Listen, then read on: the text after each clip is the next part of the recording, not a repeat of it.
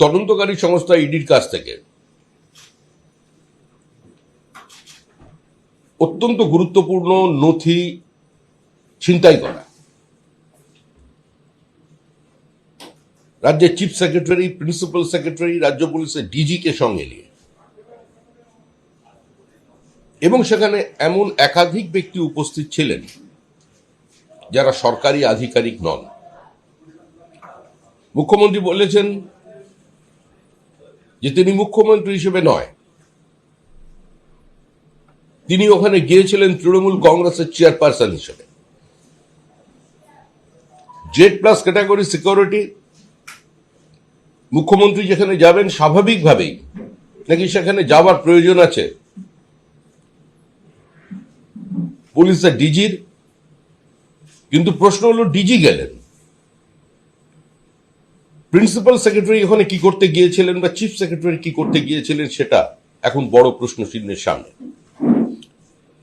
গতকাল সুপ্রিম কোর্টের যে নির্দেশ এবং সুপ্রিম কোর্টের যে অবজারভেশন, তাতে কার্যত সারা ভারতবর্ষের সামনে পশ্চিমবঙ্গের মুখ পুড়ল। যে পশ্চিমবঙ্গ সম্পর্কে বা যে বাংলা সম্পর্কে একসময় বলা হতো আমরা নাকি যেটা ভাবি সেটা ভবিষ্যতে ভারত সেটা চিন্তা করে, আজকে সেই পশ্চিমবঙ্গের মুখ্যমন্ত্রীর এই আক্রমণের ঘটনাকে কেন্দ্র করে মহামান্য সুপ্রিম কোর্টের যে অবজারভেশন এবং যে নির্দেশ, সেটা কার্যত বুঝিয়ে দিল যে পশ্চিমবঙ্গে কোনো আইনের শাসন নেই। পশ্চিমবঙ্গের পথে যদি অন্য কোনো রাজ্য হাঁটতে থাকে তাহলে সেটা যুক্তরাষ্ট্রীয় ব্যবস্থার পরিপন্থী, এবং দেশ জুড়ে নৈরাজ্য, অরাজকতা, মানে অ্যাবসলিউট লনেসনেস আজকে সেখানে তৈরি হবে। এখন প্রশ্ন হলো, এই ঘটনা তো নতুন কিছু নয় বঙ্গবাসীর কাছে। আমরা তো এই ঘটনাগুলোর সঙ্গে পরিচিত এবং সংবাদ মাধ্যমও পরিচিত। 1 ফেব্রুয়ারি 2019 সাল ডিজি রাজীব কুমারকে কেন্দ্র করে মুখ্যমন্ত্রী আরেকবার পথে নেমেছিলেন। আমরা দেখেছিলাম সিবিআই অফিসারদের কলার ধরে কলকাতা পুলিশের কয়েকজন অফিসার তাদের টেনে হিঁচড়ে গাড়ির মধ্যে তুলছেন। 2রা মে নারদা স্ট্রিং অপারেশনকে কেন্দ্র করে মুখ্যমন্ত্রী আবার পথে নেমেছিলেন। সংবিধানের শপথ নেওয়া একজন প্রশাসনিক প্রধান যদি কেন্দ্রীয় তদন্তকারী সংস্থার বিভিন্ন তদন্ত প্রক্রিয়ায় হস্তক্ষেপ করেন, তাদের উপরে প্রভাব সৃষ্টি করেন, তাদের কার্যত মুখ্যমন্ত্রীর উপস্থিতিতে কেউ প্রাণনাশের হুমকি দেয়, তাহলে পরিস্থিতি কোন জায়গায় পৌঁছতে পারে। সন্দেশখালীর ঘটনা, শেখ শাহজাহান, যে শেখ শাহজাহান খালি ওই অঞ্চলে বিজেপি কর্মীদের আক্রমণ শুরু করেই থেমে থাকেনি, কার্যত দোর্দণ্ড প্রতাপ সিপিআইএম এর আমলে যে সমস্ত ওই অঞ্চলের সংখ্যালঘু তৃণমূল কংগ্রেসের কর্মীরা তৃণমূল কংগ্রেসকে নেতৃত্ব দিয়েছে, তাদের উপরেও আক্রমণ করেছে, তাদেরও ঘরছাড়া করেছে। তার বাড়িতে যখন ইডির রেড হলো, সেখানে সরাসরি মানুষকে জড়ো করে তাদের উপরে আক্রমণ করা হলো। ওই একই দিন রাত্রে বনগায় শঙ্করাঢ্যর বাড়িতে গিয়ে আবার কেন্দ্রীয় তদন্তকারী সংস্থা আক্রান্ত হয়েছিল। অর্থাৎ সেই ট্র্যাডিশন সমানে চলেছে। এর বাইরে তৃণমূল কংগ্রেসের নেতা মন্ত্রীরা এবং বিশেষ করে রাজ্য প্রশাসন বেরিয়ে আসতে পারছে না। পুলিশকে আলাদা করে দোষারোপ করবার কোনো প্রয়োজন নেই, কারণ পুলিশ কোনো স্বশাসিত সংস্থা নয়। পুলিশকে পরিচালনা করছে রাজ্য, পুলিশকে পরিচালনা করছেন মুখ্যমন্ত্রী। আমরা ঘটনায় দেখলাম যে সাম্প্রতিককালে মেসিকে কেন্দ্র করে যে কলকাতার বিভিন্ন দৃশ্য সারা দেশ এবং পৃথিবীর মানুষ দেখল, সেটাকে বর্ণনা করার মতো ভাষা আমাদের কাছে নেই। একদিকে স্টেডিয়ামে দাঁড়িয়ে এই সরকারের বিরুদ্ধে তরুণ প্রজন্ম চোর চোর বলে চিৎকার করছে। 11,000 টাকা দামের টিকিট, 20,000 টাকা দিয়ে লোক ব্ল্যাকে টিকিট কিনেছে। সিকিম, ভুটান, গুজরাট, মহারাষ্ট্র প্রত্যেক জায়গার উৎসাহী মানুষ এসেছেন মেসিকে একবার দেখবার জন্য। মেসিকে দেখতে এসে তারা টুসিকে ডেকে চলে গেল। কিন্তু দুর্ভাগ্যের বিষয়, যারা 100 টাকার বোতলের জল খেলো, 200 টাকা বোতলের জল খেলো, 100 টাকা দিয়ে ওয়েফার্সের চিপস কিনলো, তাদের পরিণতি কি হলো? যারা প্রতিবাদ করেছে সে সময় উচ্চশিক্ষিত কয়েকজন ছেলে মেয়েকে গ্রেপ্তার করে ফেলা হলো। কিন্তু যারা এই দুর্নীতি করেছিল তাদের সম্পর্কে রাজ্য পুলিশের ডিজি বলেছিলেন প্রেস কনফারেন্স করে, রাজীব কুমার, যে এই টাকা এদের ফেরত দিয়ে দেওয়া উচিত। তিনি বলেছিলেন উচিত, তার জন্য হয়তো বঙ্গবাসী তার কাছে কৃতজ্ঞ, অন্তত উনি বলেছিলেন। কারণ এর বাইরে কিছু টাকা ফেরত দেওয়া হবে এই অঙ্গীকার বা এই প্রতিশ্রুতি রাজ্য পুলিশের ডিজি দিতে পারেন না। আজকে পরিকল্পিতভাবে তৃণমূলের নেতৃবৃন্দের হস্তক্ষেপের কারণে, তাদের সীমাহীন লোভ বা লুঠের কারণে আজকে ওই স্টেডিয়ামে যা অবস্থা তৈরি হয়েছিল, যুব ভারতী ক্রীড়াঙ্গনে যেভাবে ক্ষতিগ্রস্ত হলো, সে তার জন্য তো এই তৃণমূল কংগ্রেস। কিন্তু আজকে সেই রাজ্য পুলিশের যিনি ডিজি তাকে আবার শোকজ করা হলো। এটা অভিনব ঘটনা। যিনি পুলিশ মন্ত্রী, তার যিনি দক্ষিণস্থ, তাকে তিনি শোকজ করে দিলেন। মানে একই শরীরের মধ্যে থেকে আরেকটা অঙ্গ বেরিয়ে চলে গেল। এই অভিনব ঘটনা পশ্চিমবঙ্গে ঘটতে পারে। কোন সুস্থ স্বাভাবিক মানুষ, কোন সাংবাদিক, এমনকি কোন কলেজ পড়ুয়া কি এটা বিশ্বাস করতে পারেন যে একটা তদন্তকারী সংস্থার অফিসার, যিনি কোনো জায়গায় রেডে গিয়েছেন, কোন বেসরকারি সংস্থার কর্ণধারের বাড়ি বা সেখানকার কোন কর্মচারীদের বাড়ি, তিনি তার স্ত্রীকে মলেস্ট করবেন? আমি ইডির মুখপাত্র নই, কিন্তু এ তো সামগ্রিকভাবে ভারতের যে প্রশাসনিক পরিকাঠামো আছে তাকে আঘাত করা হচ্ছে। শুধু এখানেই থেমে থাকেনি। গতকাল সুপ্রিম কোর্টে রাজ্য সরকারের চূড়ান্ত বেইজ্জতির পর, যখন সুপ্রিম কোর্ট জানিয়ে দিয়েছে যে সুপ্রিম কোর্টের হস্তক্ষেপ প্রয়োজন আছে, না হলে চূড়ান্ত নৈরাজ্য তৈরি হবে, আইন শৃঙ্খলার অবনতি হবে, আজকে সেই জায়গায় দাঁড়িয়ে যে কথা বলা হয়েছে যে দুর্নীতিগ্রস্তদের পাহারাদার, এই সম্পর্ক, এই শব্দবন্ধ পর্যন্ত আজকে তাদের অবজারভেশনের মধ্যে এসেছে। কেন্দ্রীয় তদন্তকারী সংস্থা যদি তদন্ত করে, সে নিঃসন্দেহে কোনো রাজনৈতিক দলের কার্যক্রমে, কোনো রাজনৈতিক দলের কার্যকলাপে হস্তক্ষেপ করবে না, করতে পারে না।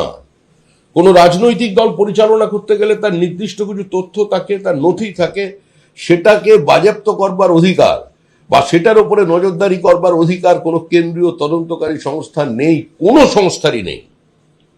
অন্তত এটাই আইনে আছে।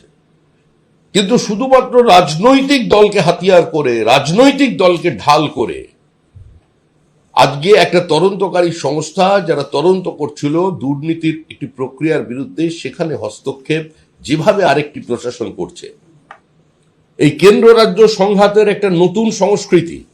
এতদিন পর্যন্ত আমরা বামপন্থীদের আমলে দেখেছি, জ্যোতিবাবুকে বলতে শুনেছি যে সেখানে যুক্তরাষ্ট্রীয় কাঠামো নিয়ে তারা বিবৃতি দিতেন।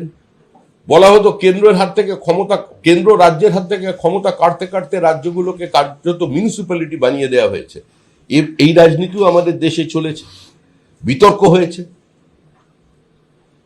অতি কেন্দ্রিকতা নিয়ে আমরাও প্রশ্ন তুলেছি বহু সময়। আমরাও কংগ্রেসের সরকারের বিরুদ্ধে 80-র দশকে করেছি, তার আগে আমাদের পূর্বসূরি ভারতীয় জনসংঘের নেতারা করেছেন। কিন্তু কেন্দ্র রাজ্য সম্পর্ক নিয়ে সেখানে কোনো বিতর্ক তৈরি হতে পারে। আমি কেন্দ্রীয় সরকারের রীতি নীতির সমালোচনা করতে পারি, সেই অধিকার কোনো রাজ্যের মুখ্যমন্ত্রীর আছে। সেই অধিকার রাজ্যের বিরোধী অবস্থানে থাকা কোনো রাজনৈতিক নেতা কর্মীর আছে। কিন্তু সরকার যেখানে পরিচালনা করছে, সরকার তো দলের হয় না, সরকার তো পশ্চিমবঙ্গ সরকার, সরকার তো রাজ্য সরকার। রাজ্য কেন্দ্রের বিরুদ্ধে এ ধরনের যুদ্ধ ঘোষণা এবং কার্যত যদি এটা চলতে থাকে, তো আগামী দিনে পুলিশ যেখানে যাবে মানুষ সেখানে আক্রমণ করবে। তো এ তো ছড়িয়ে পড়বে দাবানলের মধ্যে চারিদিকে। সারা ভারতবর্ষে যদি এই পরিস্থিতি তৈরি হয়, তাহলে সেটা কি গণতান্ত্রিক ব্যবস্থার প্রতি অত্যন্ত সুখকর হবে? ভারতবর্ষ ব্রিটিশ স্বাধীনতা দেওয়ার পর অনেকে বলেছিলেন যে ভারতবর্ষ তার স্বাধীনতাকে বা তার গণতান্ত্রিক ব্যবস্থাকে ধরে রাখতে পারবে না, কিন্তু ভারতবর্ষ এখনো অটুট আছে।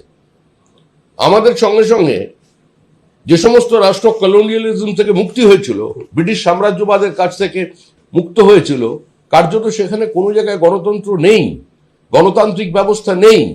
পাকিস্তানের কোনো রাষ্ট্রপতি 5 বছর ক্ষমতায় টিকে থাকতে পারেন না, রাষ্ট্রপ্রধান আক্রান্ত হয়, মারা যায়, তাদের জেলবন্দি করে দেয়া হয়। কিন্তু সে পরিস্থিতি তো ভারতবর্ষে নেই। আজকে তৃণমূল কংগ্রেস যে সংস্কৃতির জন্ম দিল, ইডির অফিসে হামলা করে, ফাইল ছিনতাই করে, এবং পুলিশ সেগুলোকে হাতে নিয়ে চলে গেল, সেখানে গাড়ির নাম্বার প্লেট বদল হয়ে গেল, এবং তারপর ইডির বিরুদ্ধে মামলা হলো, যেভাবে মামলা হয়েছিল শাহজাহানের ঘটনা, যেভাবে মামলা হয়েছিল শঙ্করাঢ্যর ঘটনা। কিন্তু পরিণতি কি? পরিণতি হলো প্রত্যেকটা মামলায় স্টে দিয়ে দেওয়া হলো, এবং ভিডিও ফুটেজ যা তারা সেখান থেকে বাজেয়াপ্ত করেছে কলকাতা পুলিশ, সেগুলোকে সংরক্ষণের কথা বলা হলো। আমি জানি না এই সংরক্ষণ আবার ওএমআর শিটের সংরক্ষণ হবে কিনা ভবিষ্যতে, কিন্তু আপাতত যেটা হয়েছে মহামান্য আদালত, তাতে আমরা খুশি।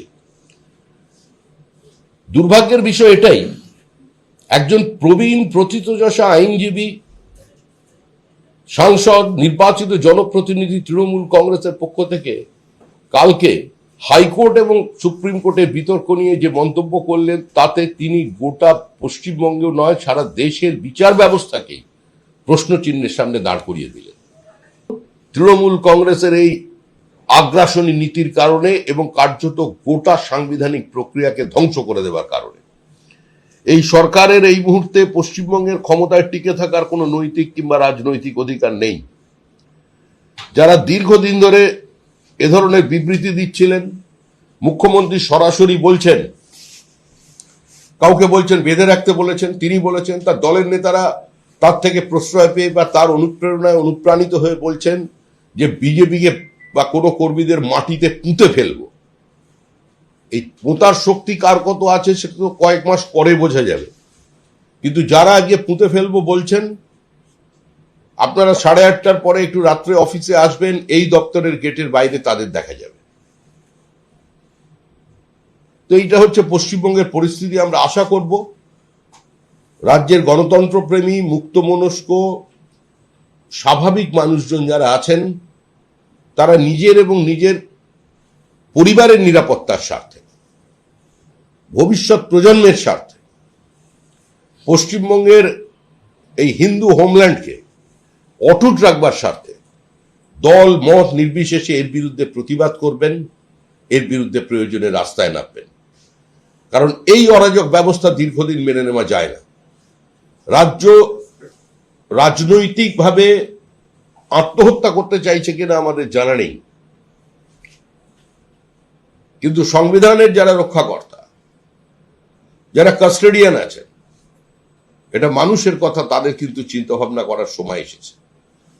আমাদের অবস্থান অত্যন্ত স্পষ্ট, আমরা প্রতিনিয়ত বলে চলেছি যে তৃণমূল কংগ্রেসের এই আগ্রাসন, তৃণমূল কংগ্রেসের এই প্রাণঘাতী হামলার প্রচেষ্টা সর্বব্যাপী একটা আতঙ্ক, ভয়ের বাতাবরণ তৈরি করে, যেটা নির্বাচন আগে করে থাকে, সেটা এই এসআইআর প্রক্রিয়ায় শুরু করেছে। বিভিন্ন জায়গায় এই আক্রমণের মুখ্যমন্ত্রী নিজে নেতৃত্ব দিচ্ছেন মাঠে নেমে। যখন এটা শুরু হয়েছে, আজকে এই প্রক্রিয়া থেকে আমাদের বেরিয়ে আসতে হবে এবং মানুষকে সংঘবদ্ধভাবে এর প্রতিবাদ করতে হবে। জ্ঞানেশ কুমার দিল্লিতে বসে থাকলে হবে না, তিনি কলকাতায় আসুন, মুর্শিদাবাদে যান, দক্ষিণ 24 পরগনায় যান, বীরভূমে যান, কলকাতার রাজপথে হাঁটুন, এখানকার সুশীল সমাজের সঙ্গে কথা বলুন, সাধারণ মানুষের সঙ্গে কথা বলুন, মেট্রো রেলে একবার উঠে ঘুরুন। মানুষ কি বলছে, মানুষের কি দাবি, মানুষের কি কণ্ঠস্বর, সেটা শুনতে হবে। আর রাজ্যপালকে শুধু রাজভবনে বসে থাকলে চলবে না। আমি জানি তার শারীরিকভাবে তার একটু সমস্যা হয়েছিল, এখন তিনি সম্পূর্ণ সুস্থ। তিনি যান, সংবিধানের তো রক্ষাকর্তা তিনি কাস্টোডিয়ান, তার নামে রাজ্য সরকার পরিচালিত হয়। তিনি একটু মুর্শিদাবাদ যান, তিনি গোয়ালপোখার যান, তিনি দক্ষিণ 24 পরগনা, উত্তর 24 পরগনার বিভিন্ন জায়গায় যান, বিএলওদের সঙ্গে কথা বলুন, সাধারণ মানুষের সঙ্গে কথা বলুন, যারা কোনো রাজনৈতিক দলের পতাকা নিয়ে রাজনীতি করেন না, সরাসরি ময়দানে নেই, নির্বাচনে ভোট দেন বা ভোট দেওয়াটা তার অধিকার বলে, তার দায়িত্ব বলে মনে করেন, সেই মানুষের সঙ্গে রাজ্যপাল কথা বলুন, রাজভবন থেকে বেরিয়ে আসুন। পশ্চিমবঙ্গে এখন সাংবিধানিক সংকট নয়, সাংবিধানিক ব্যবস্থাটা ভেঙে গেছে। আর সাংবিধানিক ব্যবস্থা যখন ভেঙে যায়, যখন সুপ্রিম কোর্টও বলছে এখানে সংবিধান এখন প্রশ্ন চিহ্নের মুখে, যে ভাষায় কালকে সুপ্রিম কোর্ট পুরো পরিস্থিতির ব্যাখ্যা করেছে, তারপরে রাজ্যপাল রাজভবনের মধ্যে তাকে আবদ্ধ থাকলে চলবে না, তাকে বেরোতে হবে রাস্তায়। মুখ্যমন্ত্রীর কথা কেউ শুনছে না।